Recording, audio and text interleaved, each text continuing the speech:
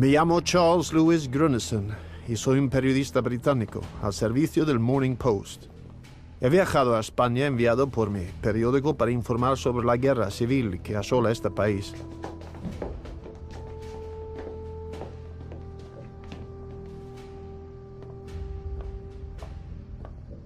Pero si mi nombre aparece en este macabro sorteo, hoy seré fusilado.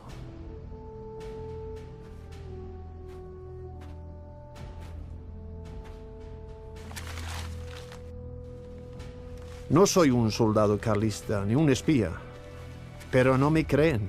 Solo soy un periodista comprometido con su trabajo. ¿Cómo he llegado a ser prisionero del bando liberal? Esta es mi historia.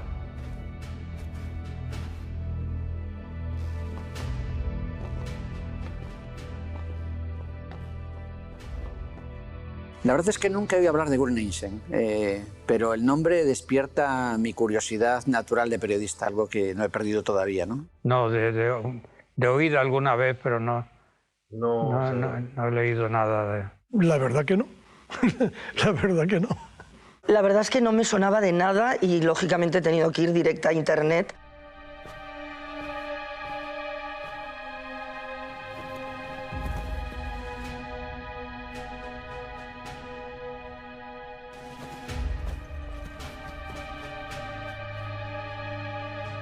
Este personaje es muy interesante porque en el fondo puede considerarse quizás el primer corresponsal de guerra que estuvo embedded o incrustado en un ejército como era el ejército carlista. Es decir, hoy en día ya estamos muy acostumbrados a la idea de que los corresponsales de guerra acompañan a las fuerzas militares, pero en esa época esto era absolutamente inusual.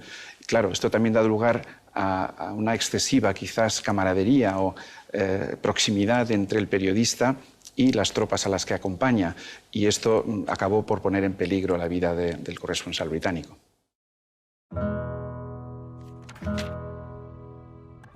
El director de Morning Post, Charles Island de Michel, me llamó un día a su despacho. Me dijo que tenía una idea para cambiar el periodismo de guerra. Su intención era mandarme a España para informar sobre la guerra civil, conocido ya como guerra carlista, para acompañar a la expedición real que el pretendiente Don Carlos se proponía dirigir personalmente hasta Madrid. Decía que estaba harto de los periodistas que escribían a centenares de kilómetros del frente. Quería que nuestros lectores sintiesen la guerra como si estuvieran en el campo de batalla. A Grunison le esperaba un país levantado en armas por un conflicto dinástico en el que las principales potencias europeas intrigaban para sacar la mayor tajada política y económica. Aunque la Primera Guerra Carlista comienza por razones dinásticas, detrás de este conflicto dinástico encontramos también razones políticas. A favor de Don Carlos van a luchar los defensores del antiguo régimen y a favor de María Cristina se van a alinear los liberales, que habían sido expulsados de España durante el reinado de Fernando VII.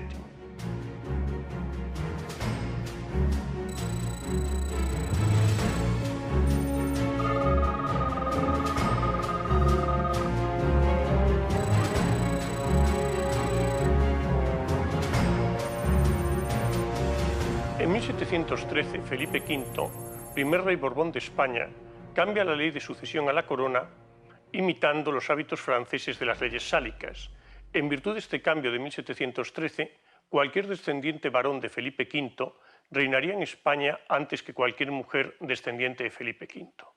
A la altura de 1833, esto significaba que si Fernando VII fallecía sin hijos varones, como fue el caso, la corona no la debían heredar sus hijas, sino su segundo hermano, el infante Don Carlos. Como Fernando VII quería que reinara su hija mayor, la futura Isabel II, Fernando VII cambió la ley de sucesión, pero la cambió sin respetar las formalidades del antiguo régimen.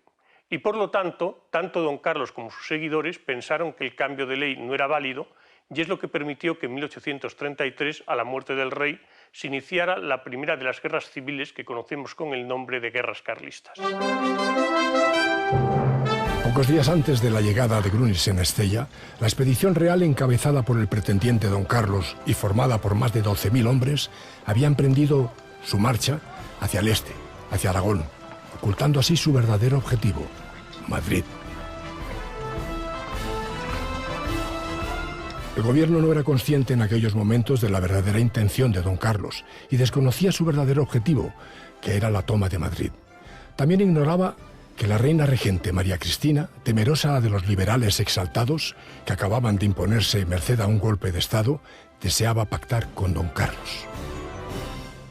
Se llegó a un acuerdo mediante el cual María Cristina cedería la corona a don Carlos a cambio de que el hijo mayor de don Carlos se casase con Isabel II.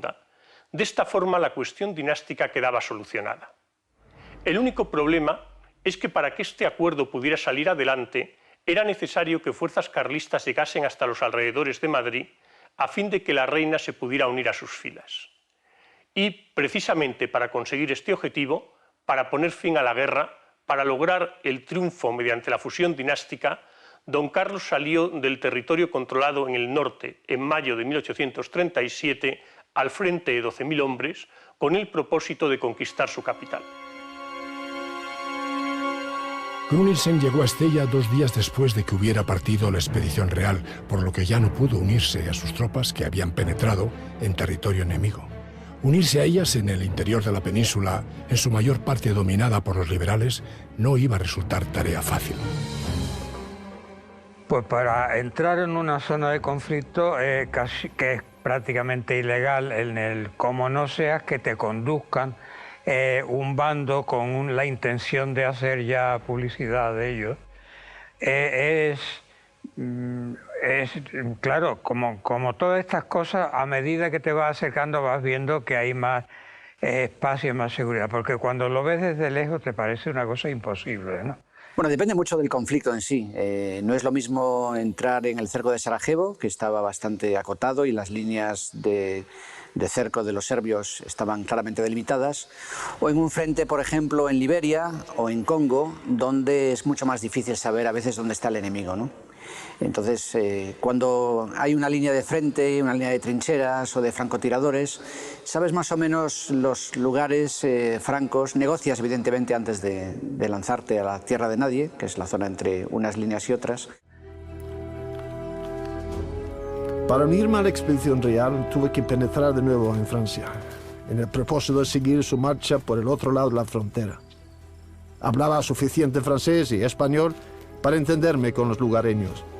Y además tenía dinero, que es un idioma universal, sobre todo entre los contrabandistas. Pero aún así, el paso no era fácil.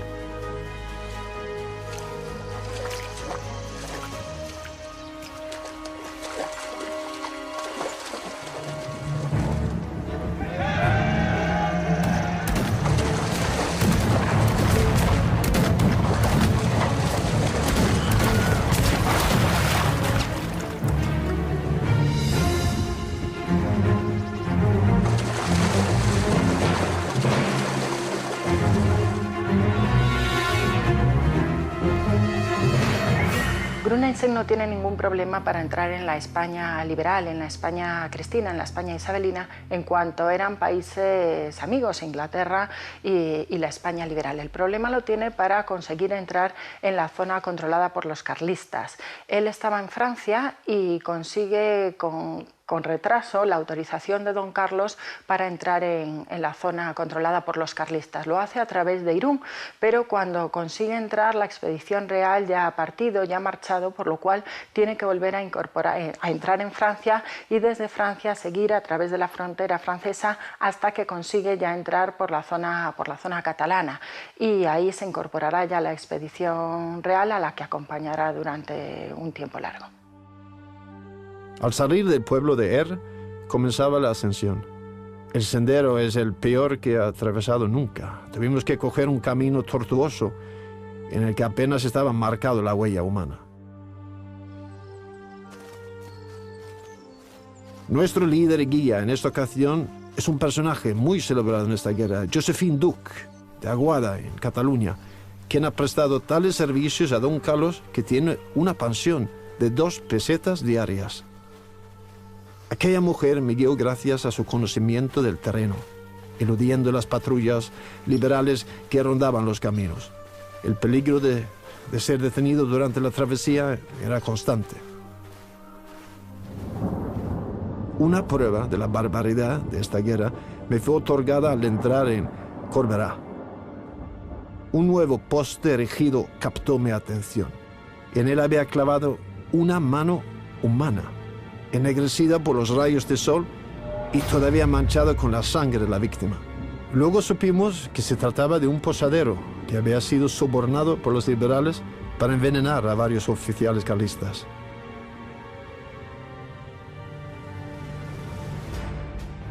La expedición real consiguió importantes victorias en Huesca y Barbastro, pero también sufrió dolorosas derrotas en Guisona y Chiva.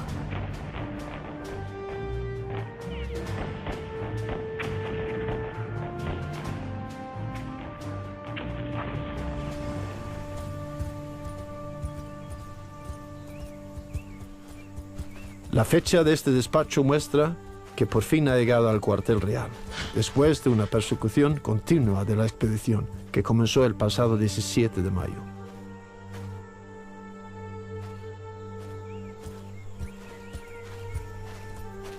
Don Carlos me concedió audiencia y pude conocer de cerca al hombre que se encuentra detrás del rey. Una persona piadosa, profundamente creyente, que busca lo mejor para su pueblo y para España. Aunque el objetivo de la expedición real era la conquista de Madrid, la enorme superioridad del ejército isabelino, sobre todo en lo que se refiere a caballería, hacía imposible que los legitimistas pudieran avanzar directamente sobre la capital. Por ello, marcharon primero sobre Cataluña y después sobre el Maestrazgo, zonas en que existían fuertes contingentes carlistas.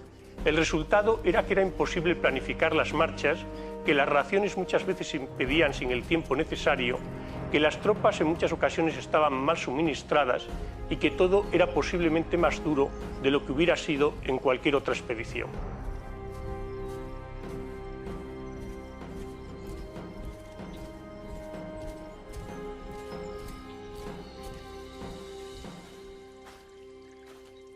Si había una compañera de viaje constante tanto en la victoria como en la derrota, esta era el hambre. El ritmo agotador que suponían las marchas diarias y la escasez de alimentos mantenían a los soldados y al propio don Carlos con la necesidad constante de llevarse algo a la boca.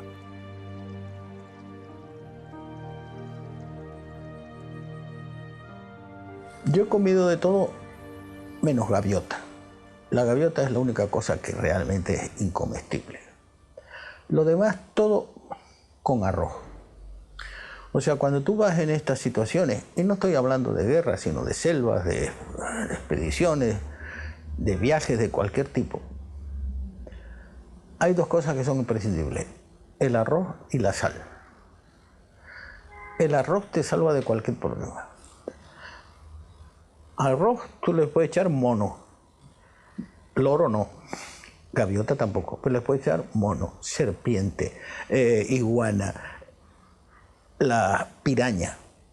El arroz de piraña es buenísimo. La piraña es malísima, para comer no te puedes comer la piraña, tiene muchísimas espinas, pero da un arroz y sal. Y con eso, bicho que pase a la cazuela.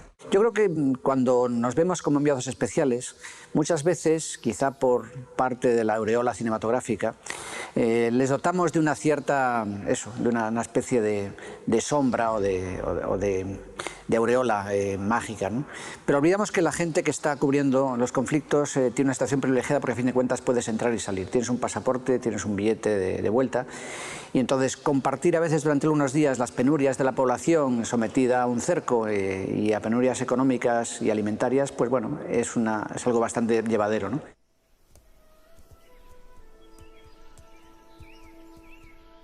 Por lo general, la expedición trataba de establecerse en poblaciones en las que pudiera alojar a la mayor parte de sus soldados, pero no faltaron ocasiones en las que fue necesario acampar, pues sus movimientos fueron muchas veces decididos en el último momento para evitar la persecución de las columnas liberales. Ello, unido a que a veces se marchaba por regiones muy pobres, hizo que conseguir los suministros adecuados para la tropa resultara con frecuencia prácticamente imposible. El hecho de que don Carlos, el pretendiente al trono de España, dirigiera en persona la expedición era realmente extraordinario y el riesgo de que cayera prisionero en manos enemigas muy grande.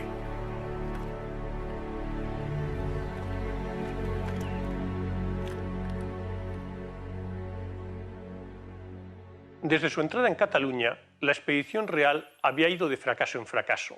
Se había visto obligada a refugiarse en las zonas más inhóspitas del Maestrazgo y la moral de sus tropas no se hallaba en su mejor momento. Acosada por fuerzas isabelinas muy superiores, la expedición parecía a punto de sucumbir cuando a principios de agosto de 1837 el general Espartero, que estaba al frente de la más importante de las columnas que le perseguía, se vio obligado a regresar a Madrid para hacer frente a otra expedición carlista, la de Zaratiegui, que se había presentado en Torrelodones después de haber ocupado Segovia. El verse libre de gran parte de sus perseguidores permitió a la expedición real pasar a ser ella la perseguidora y logró derrotar a la columna del general isabelino Buerens en Villar de los Navarros. Fue una gran victoria. Hubo más de 3.000 prisioneros y se consiguieron enormes recursos, no solo de armas, municiones, cañones, sino también de nuevos voluntarios. Más de 1.000 prisioneros ingresaron en las filas de don Carlos para cubrir las numerosas bajas que hasta entonces había tenido la expedición. En aquella batalla, Grünsen, impresionado por la dureza del combate, intervino para defender de una muerte segura a varios soldados isabelinos que, ya indefensos, iban a ser ejecutados.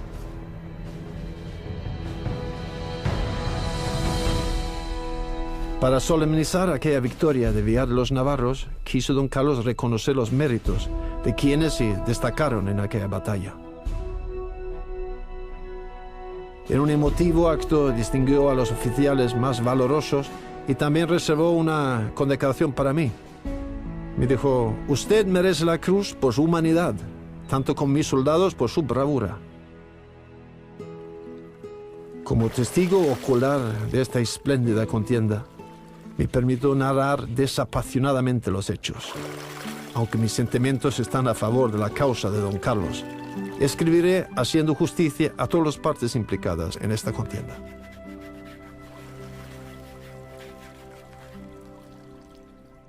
Una de las paradojas de todo esto es que, a pesar de que el Reino Unido apoyaba a Isabel II y el régimen constitucional español, los corresponsales de guerra británicos en su mayoría empatizaban con la causa carlista. En algunos casos esto era porque eran ideológicamente Tories, eran conservadores, pero probablemente hay un cierto elemento también de romanticismo, de empatía por la causa carlista en el sentido de que era la encarnación de ciertas tradiciones antiguas, también por la cuestión de la religión, ¿no? La preeminencia de la religión en la causa carlista. Es decir, ellos veían en el carlismo las esencias de ese espíritu español que estaban buscando en sus viajes por la península.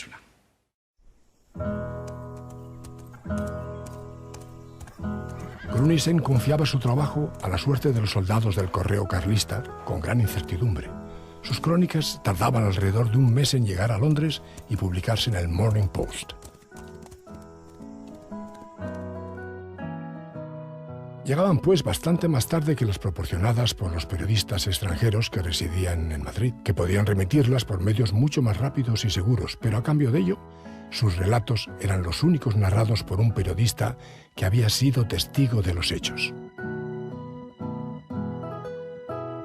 A las 8 de la mañana de ayer, jueves 24 de agosto, la columna liberal al mando de general Buerens, formado por 8 batallones de infantería, 6 escuadrones de caballería y 4 piezas de artillería, con un batallón de la Guardia Real, haciendo un total de 6.000 infantes y 500 caballeros, avanzó hacia las colinas situadas a la izquierda de Villar a los Navarros.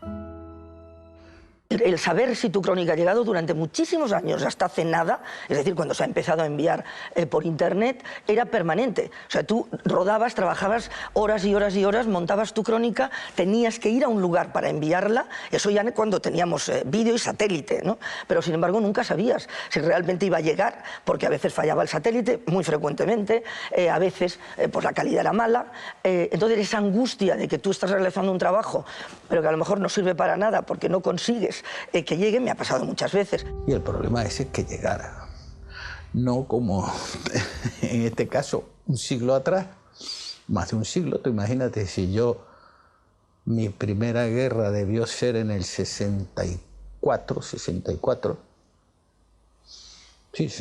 65, pues 130 años antes. pobrecito cómo las pasaría, ¿no? Pero sí las pasábamos muy mal. Otras veces, pues cuando trabajábamos para Televisión Española, trabajábamos con negativo. Y el negativo se podía velar en cualquier sitio. Llegaba a una aduana y te decían, vamos a abrirlo. Oiga, que eso es... No, que esto puede... Y el trabajo de 6 meses se fundía en un segundo por un aduanero que sospechaba a lo mejor que ahí iba a ir, yo qué sé, una bomba o algo. Luego, como sistema era el Telex, pero claro, el Telex estaba controlado por el gobierno y los periodistas, y además en zona de conflictos, son personas poco gratas. Entonces te censuraban, te podían tirar abajo la crónica, lo que fuera. Y el sistema era muy arriesgado, que era hablar con alguien que volvía a Europa. Un misionero, en un caso concreto, un comerciante, en otro caso, turistas no habían por estos sitios, claro, y aparte que el turismo en aquella época prácticamente no existía. Entonces tenías que confiar y decirle, mire, soy periodista, en este sobre hay unas crónicas mías, hay unos rollos, tal, usted va a llegar a Roma, este es el teléfono del corresponsal de mi periódico en Roma, haga el favor de llamarle y irán a recogerlo.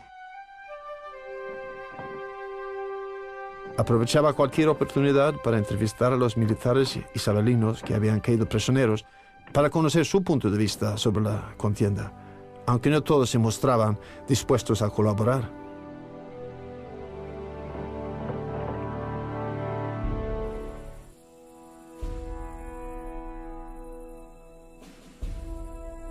Los voluntarios que llegaban para alistarse en la expedición real venían sin armas y sin instrucción militar. Casi una carga más que un apoyo. Pero la gente en los pueblos de España se sigue moviendo por 2 palabras mágicas: el rey. Pronto llegaremos a Madrid. La expedición por fin pondría término a tan fatigosa marcha. La moral era alta entre la tropa y a mí. El solo pensamiento de llegar a la ciudad y pernoctar en ella hacía que me parecían que bien empleadas todas mis privaciones y fatigas. Un mes antes de que la expedición real llegase ante Madrid, se produjo una nueva sublevación militar en la España isabelina, pero esta vez en sentido moderado. El gobierno salido de la Revolución de la Granja de agosto de 1836 fue expulsado. Con ello, María Cristina se sintió mucho más segura y ya no se sintió obligada a respetar los acuerdos contraídos con don Carlos. Cuando la expedición llegó ante Madrid, la reina no salió a su encuentro. Sin embargo, eso no significaba que el tema estuviera decidido. En el momento en que los carlistas llegan ante la capital, en Madrid prácticamente no hay guarnición.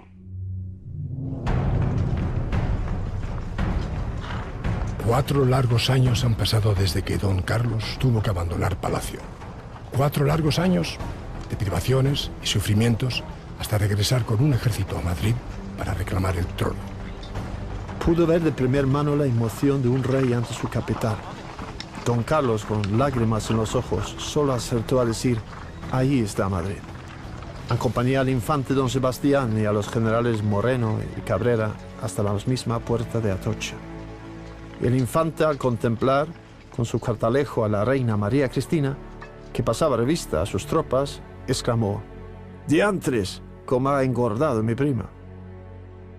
El asalto no solo era posible, sino que el propio gobernador militar de la plaza estaba convencido de que ese día Madrid caería en poder de los carlistas.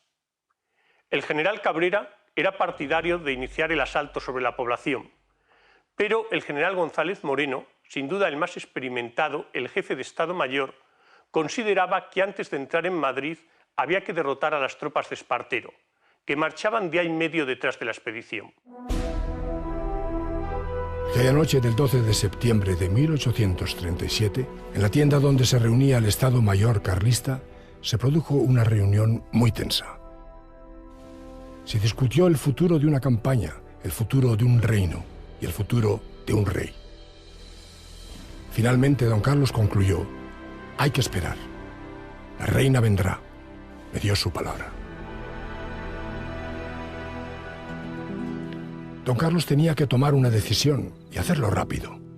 La reina regente María Cristina no aparecía y el ejército de Espartero se acercaba a Madrid a marchas forzadas. La decisión estaba tomada. El ejército se ponía en marcha y se retiraba. No entraría en Madrid. No asaltaría la ciudad.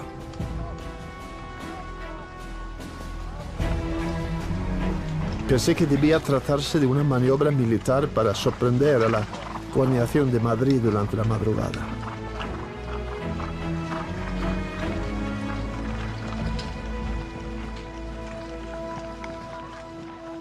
Me sorprendí cuando vi marchar a la tropa en sentido contrario a Madrid.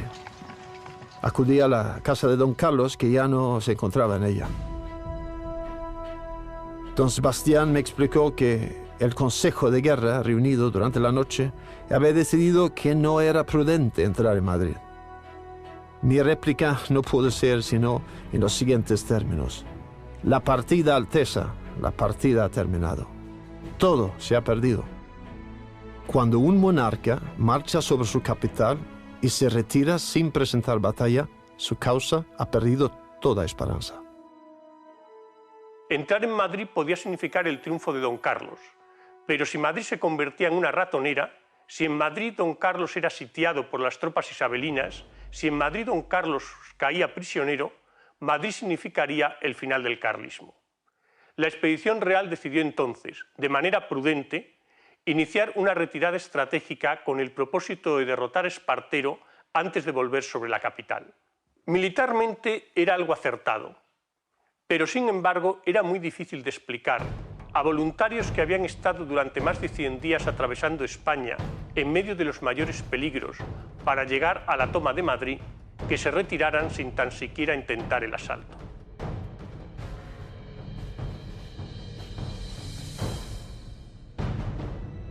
Fracasado el intento de la expedición real de sorprender a las tropas del general Espartero en Alcalá de Henares, los carlistas continuaron su retirada hacia el norte, hostilizados por la artillería isabelina.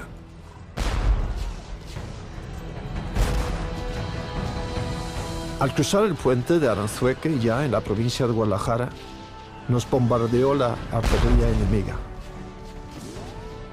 Salvé la vida gracias a que me arrojé en el río Tajuña y pude nadar hasta la orilla. Cuando los israelíes hacen el cruce del Deversoir en la guerra de octubre del 73, en el Sinaí, pues hubo fuego artillero que se iba acercando, nos tiramos al suelo, y entonces, claro, llega un momento que dices, si esto sigue, pues es que desaparecemos. El suelo del Sinaí es calcáreo, o sea, la piedra se parte en 10.000 pedazos, más la metralla, que ni te encuentras, vamos, así. Me pegaron un tiro una vez en esta pierna, pero fue curioso porque no me enteré hasta que llegué al hotel y me dijeron, ¿estás sangrando? Y dije, coño, pues sí, estoy sangrando. Me había atravesado muy poco y no me había dolido. O sea, en ese momento, con todo el follón de tiroteo que había, porque además era un jaleo muy, entre otras cosas, muy divertido, porque fue un tiroteo nocturno que nos dieron de todo y había un cameraman, se había olvidado aquellas grabadoras antiguas, se había olvidado, se había dejado la grabadora puesta. Y había un tiroteo del diablo. Y de repente, cuando regresamos al hotel, pues se puso. Y se oía allí una voz que decía, soy Monseñor Agostini. Hijos míos, calmaros, calmaros. Había una balacera del diablo. Soy Monseñor Agostini, el nuncio de su santidad, que era un hombre altísimo. Y de repente se oía una voz que decía, coño, un cura, mátalo, mátalo, mátalo. Ahí, el coche, un Volkswagen, me acuerdo, me lo dejaron hecho un colador, pero no explotó. Y a mí me hirieron en la pierna, pero con ese no me enteré. Pero cuando estábamos escuchando y aquello, digo, ¿sí me está sangrando? No fue importante. Tras los bombardeos en Aranzueque por la artillería liberal, Cabrera se retiró con sus tropas al Maestrazgo. A su vez, la expedición comandada por Zaratiegui se unió a la de don Carlos, mientras Espartero, con el grueso del ejército liberal, les empujaba de vuelta a las provincias vascas.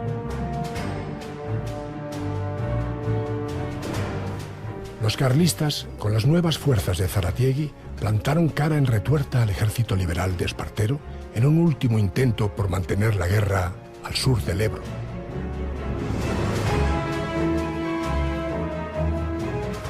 Llevaba meses viendo el rostro de la muerte, día al día. Retuerta debía ser mi último combate. Ya he visto suficiente guerra. Yo al final tuve que pedir ayuda porque me daba cuenta de que no solamente iba a estos sitios de peligro, es que además buscaba el mayor peligro. Y cuando estaba en él decía, Dios mío, ¿qué hago yo aquí? Mañana no vuelvo. Al día siguiente volvía. El riesgo que yo he vivido, creo, en fin, evidentemente el riesgo físico, bueno, pues está ahí y ya está, lo sabes, lo asumes, y yo creo que no hay que darle excesivo valor, y me molesta mucho cuando se glorifica, ¿no?, esa especie de rambismo, ¿no?, en el reporterismo de conflicto o incluso muchas veces de catástrofe. Pero la realidad es que para mí lo más angustioso era tratar de no involucrarme o no dejarme atrapar, ¿no?, por, en fin, esas presiones de quererte llevar a su terreno, ¿no? Tras casi 3 meses en primera línea, Gruensen se despidió de la expedición real. Quería regresar a Londres, entre otros motivos, porque no estaba seguro de que sus crónicas estuvieran llegando al Morning Post. Don Carlos le impuso la orden de Carlos III y le pidió que hiciera justicia a su figura en la opinión pública británica. Por último, don Carlos me preguntó si había algo que yo quisiera añadir. Le repuse que no, pero que había una palabra que deberían quitar del diccionario. Don Carlos se sorprendió y le expliqué. Me refiero a la palabra mañana, pues sus súbitos majestad siempre dejan para mañana lo que deberían hacer hoy. Don Carlos estrechó mi mano sonriendo. Fue la última vez que le vi.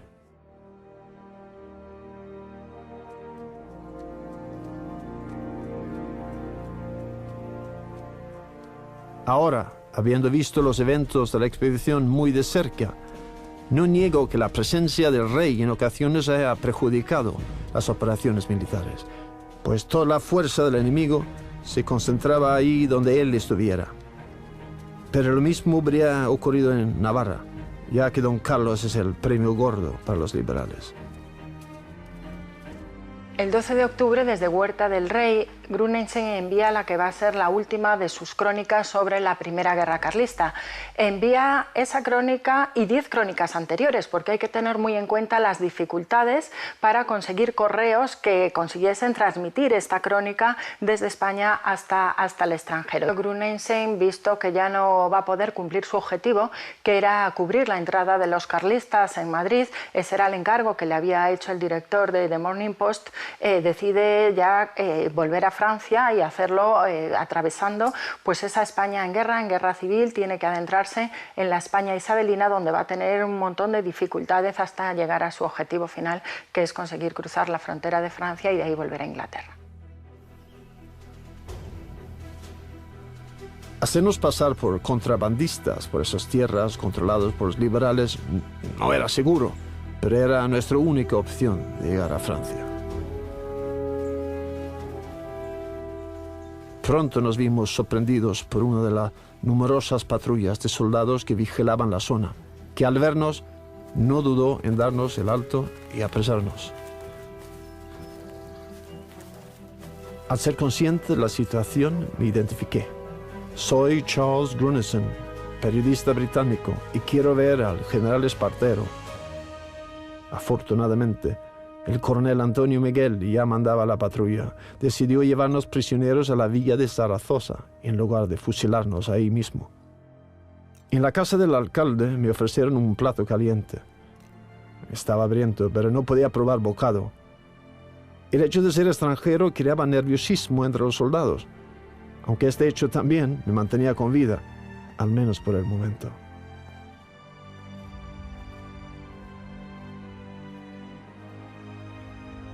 Sí, una vez que entramos en la zona del ejército del gobierno de Mobutu, pues hay un teniente que de pronto saca la pistola, me la pone en la frente, que fue una sensación que te queda totalmente paralizado, y dice que nosotros no somos periodistas, sino que somos mercenarios cubanos.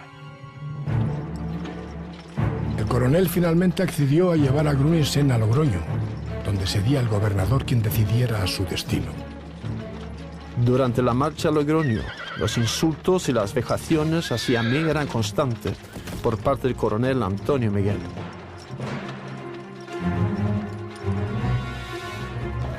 Ya no podía aguantar más. Me lancé sobre su cuello y le empujé hacia el barranco. Los soldados me apuntaban, pero yo estaba dispuesto que ambos caésemos por el precipicio antes de seguir soportando más insultos. Tras aquel susto, el coronel, aunque siguió insultándole bravuconamente, decidió respetarle, ya que estaba convencido de que al llegar a Logroño sería fusilado. Si tienes miedo a la muerte, no te metes en este oficio. Yo le tengo miedo al dolor físico, al padecimiento, al quedarte impedido por la edad.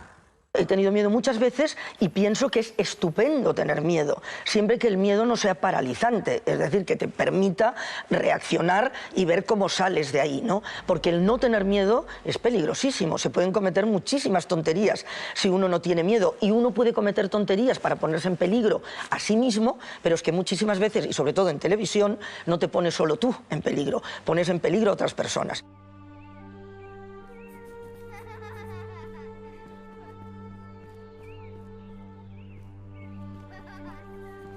Hicimos un alto en Villa Mediana.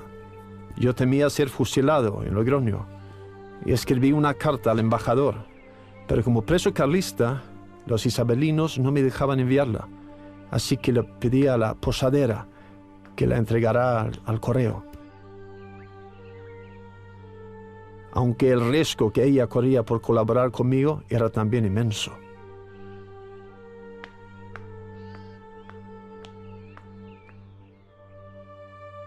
Gruneisen escribió a Mr. Villiers, el embajador inglés en Madrid, al que pedía auxilio y protección como súbdito británico.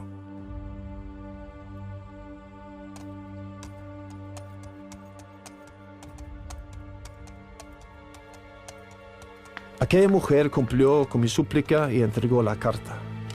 No sé si el militar que se llevó mi correo era consciente de hasta qué punto mi vida dependía de aquella carta llegar a su destino.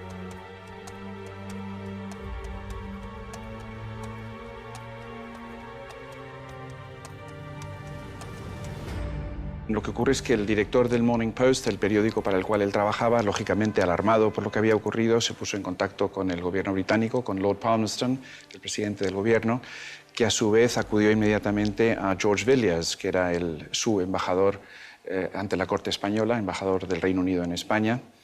Y Sir George Villiers acudió al presidente del Consejo de Ministros español, Eusebio Bardají, que no tuvo más remedio en realidad que atender esta petición británica, fundamentalmente por motivos prácticos, es decir, la reina Isabel II estaba recibiendo un apoyo muy importante desde la firma de la cuádruple alianza, en realidad, por parte del Reino Unido. La carta salió de Villamediana el día 20 de octubre. Llegó al despacho del gobernador en Logroño, que no sabiendo inglés, la despachó y a través del ayudante de campo del general Wild, llegó por correo express a la embajada británica en Madrid el día 29. El embajador Villiers entregó la carta al presidente del gobierno español, señor Bardají, a quien poco antes le había transmitido la petición del gobierno británico de poner en libertad a Gruneisen. Con estos antecedentes, Bardají se apresuró a escribir al gobernador de Logroño. La columna entró por fin en Logroño. Gruneisen tenía todas sus esperanzas puestas en la carta que había enviado, pues pudo comprobar cómo los presos españoles, acusados de espionaje, eran fusilados sin ningún tipo de juicio. Nos sacaron para fusilar a los 4 de televisión y a uno de los serbes, a Colin. Y ahí pues hay gritos, hay empujones, Benito Iglesias se pone nervioso y empieza a chillar y a gritar, el teniente se le acerca y le pega un tiro al aire en la oreja, casi que lo deja sordo. Nos condujeron entonces a un viejo convento, el de Valbuena, que usaban los liberales como presión militar.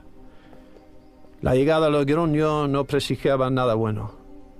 Había en la ciudad un ambiente hostil hacia los presos carlistas y yo temía que, al llegar apresado junto a ellos, correría su misma suerte.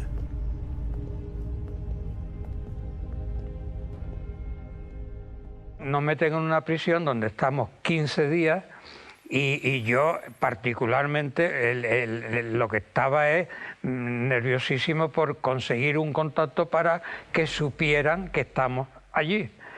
Y entonces el sábado, porque estábamos en unas celdas individuales de 2 metros por 2 metros, sin nada en el suelo, el cemento pelado, sin luz, ni la ventanilla, la luz que entraba por el visor de la ventanilla, de la puerta, y entonces no había forma porque nadie sabía que estábamos allí.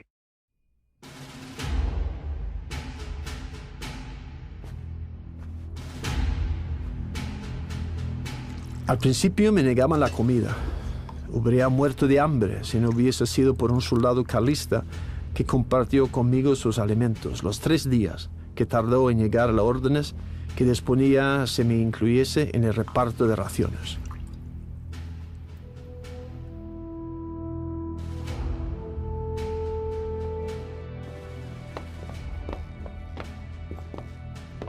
El día que el alcaide de Valbuena bajó las escaleras de la cárcel rodeado de soldados armados, pensé que mi destino llegaba a su fin.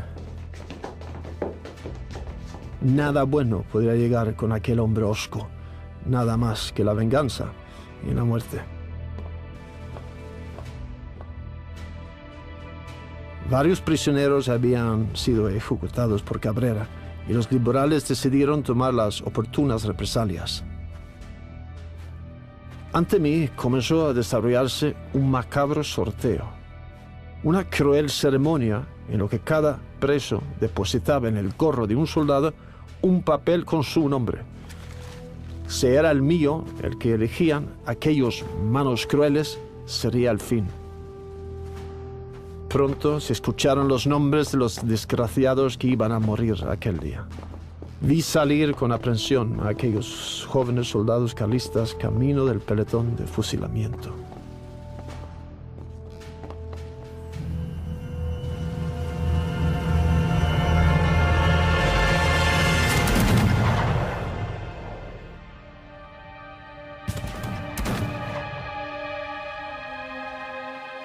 El gobernador de Logroño tenía en una mano la vida de Gruninsen, firmada por el primer ministro Bardají, mientras en la otra sostenía su sentencia de muerte firmada por el general Espartero, de su puño y letra, quien aseguraba que la pluma de este inglés había hecho más daño que cualquier espada de los generales carlistas. Por suerte para Gruninsen y para desolación del coronel Antonio Miguel, la carta del primer ministro fue tenida en más consideración. Finalmente, el coronel Barry, al servicio de los liberales, me sacó de la prisión del convento de Valbuena.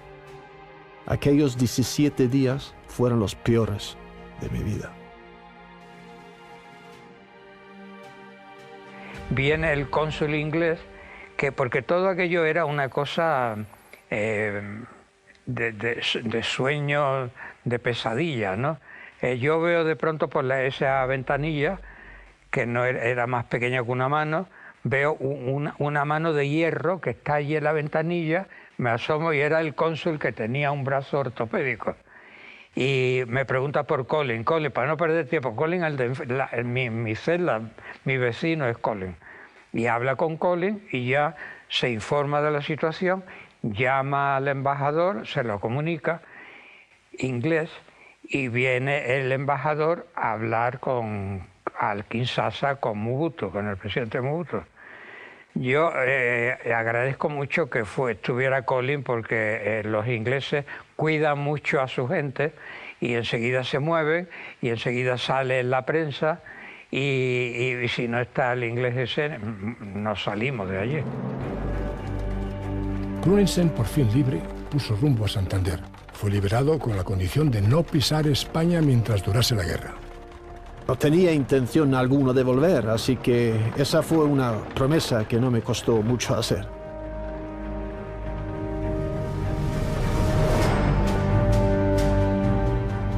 En Santander embarcó y tras una escala en pasajes desembarcó en Bayona, ya en territorio francés.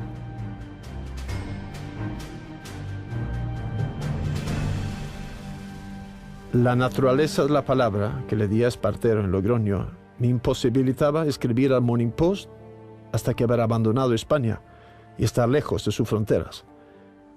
Las secuelas de la guerra, sobre todo supongo que si son mentales, deben ser malas. Pero yo siempre fui parte de una cosa, terminaba una guerra y ese día se olvidaba. Ese día pasa.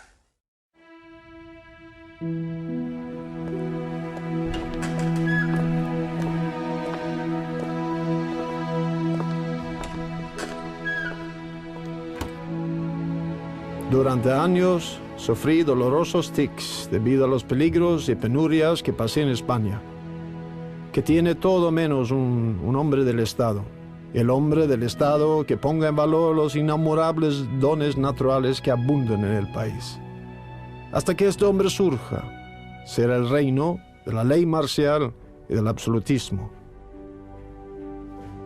Los corresponsales lo pasamos muy mal en mi época, pero las recientes guerras de Crimea, India, Francia han provocado el reconocimiento de los representantes de los periódicos por su independencia e utilidad. Nosotros hemos sido y somos los guías de los historiadores, que agradecen nuestros detalles, lejos de los secos despachos y los formales relatos de los oficiales.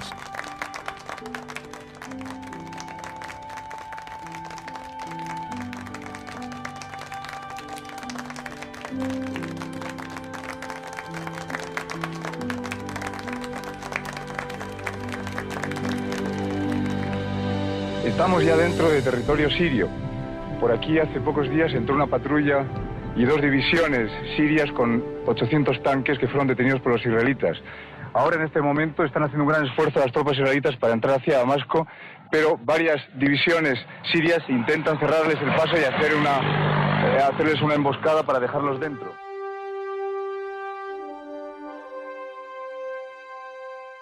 Charles Lewis Grunensen siguió escribiendo para el Morning Post hasta 1844. Nunca más fue corresponsal de guerra en el sentido moderno del término. Tras diversos trabajos periodísticos, se convirtió en un afamado crítico musical. Volvió a España en 1856 y por alguna extraña fascinación quiso regresar al convento de Valbuena, en Logroño, 29 años después de su cautiverio. Falleció en Londres en 1879. 2 años después de haber llegado a las puertas de Madrid, don Carlos, traicionado por el general Maroto, se vio obligado a abandonar España. El general Cabrera, que trató de mantener la resistencia en el Maestrazgo y Cataluña, cruzó la frontera francesa en julio de 1840. Terminaba así la primera de las grandes guerras civiles de la España contemporánea, que arrojó un saldo de más de 100.000 muertos.